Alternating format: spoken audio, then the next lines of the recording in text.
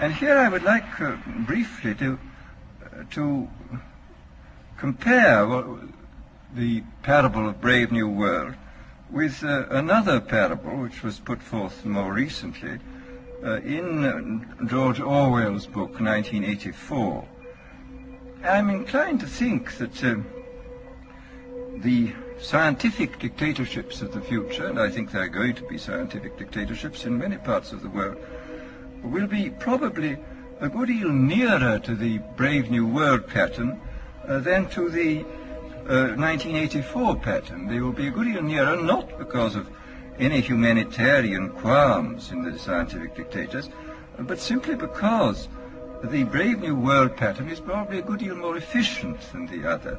But if you can get people to consent to the state of affairs in which they are living, the state of servitude, the state of being, well, it seems to me that the nature of the ultimate revolution with which we are now faced is precisely this, that we are in process of developing a whole series of techniques which will enable the controlling oligarchy, who have always existed and presumably always will exist, to get people actually to love their servitude. People can be made to enjoy a state of affairs which, by any decent standard, they ought not to enjoy.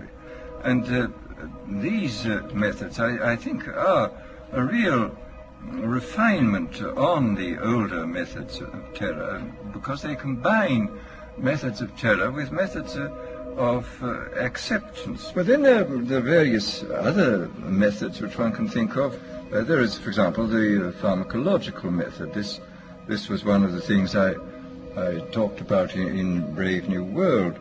And the result would be that, I mean, you can imagine a euphoric which would make people thoroughly happy even in the most abominable circumstances. I mean, these things are possible.